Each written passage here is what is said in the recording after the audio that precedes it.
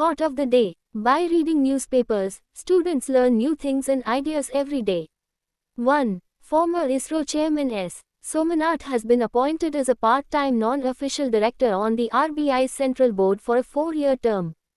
Industrialist Anand Mahindra has also been reappointed to this position. Learn about the RBI Central Board, what it is, its composition, and its functions. What is the RBI's Central Board? It is the apex governing and decision-making body of the RBI.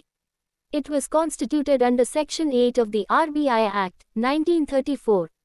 It oversees and provides direction to the RBI's operations and monitors major matters such as banking, currency issuance, and financial activities. It comprises both official and non-official directors. Who is on the board? Official directors. 1 governor heads the central board. Up to 4 deputy governors handle various RBI functions and responsibilities. Non-official directors. 1 government official, nominated by the central government. 10 other directors, experts from fields such as the economy, finance, and science. 4 local board representatives represent the 4 regions. 2. An initiative has been launched to promote the rupee in international trade.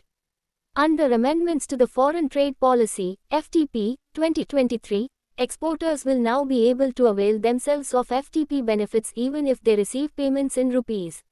These benefits will apply to trade with all countries except Nepal and Bhutan.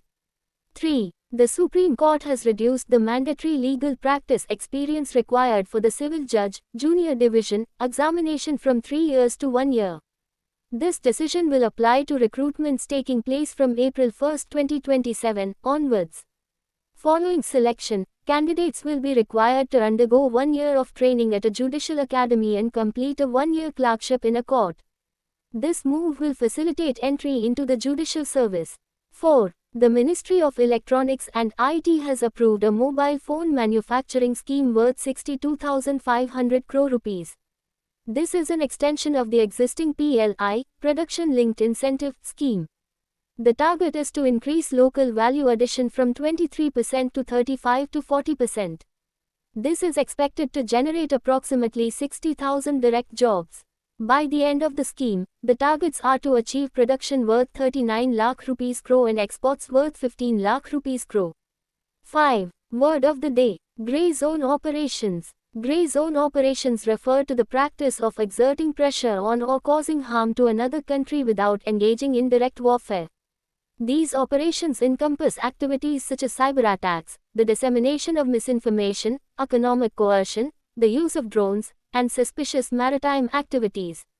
Simply put, the situation is neither fully war nor fully peace. Nations adopt such tactics to advance their interests while avoiding open conflict. The term has gained renewed attention due to the rise of such activities in the Indo-Pacific region. Furthermore, identifying the perpetrators behind these activities is often difficult.